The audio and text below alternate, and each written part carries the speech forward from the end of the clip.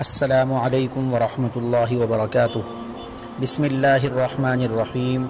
سوال: آیات کریمہ کا کوئی وظیفہ بتا دیں جس سے دعائیں جلدی قبول ہو سکیں۔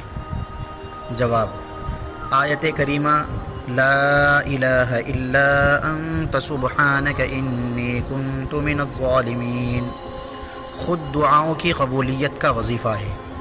ان الفاظ کے ساتھ دعاؤں کا قبول ہونا حدیث سے ثابت ہے۔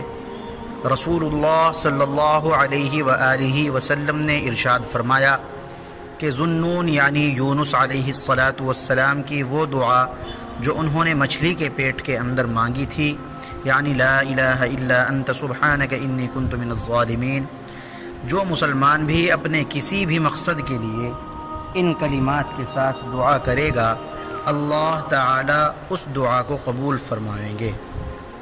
رواہ الترمذی والحاکم۔ باقی دعاؤں کی قبولیت کی جو شرائط احادیث مبارکہ میں آئی ہیں اور جو آداب اور احکام بیان کیے گئے ہیں، ان کو پورا کرنا دعاؤں کی قبولیت کے لیے بنیاد کی حیثیت رکھتا ہے۔ واللہ اعلم فقط۔ فتویٰ نمبر 14400320162 دارالفتہ جامعہ علوم اسلامیہ علامہ محمد یوسف بنوری ٹاؤن۔ یاد رکھیں کہ دعاؤں کی قبولیت کے لیے کچھ آداب ہیں، جیسے حلال رزق کا ہونا، اور اسی طریقے سے جائز مقصد کے لیے دعا کی جائے، ناجائز مقصد کے لیے دعا کرنا ویسے بھی علماء کرام منع کرتے ہیں۔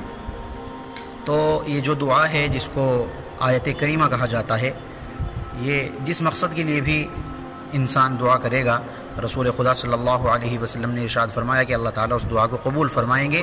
یہ حضرت یونس علیہ السلام کی وہ دعا ہے جو انہوں نے مچھلی کے پیٹ کے اندر مانگی تھی۔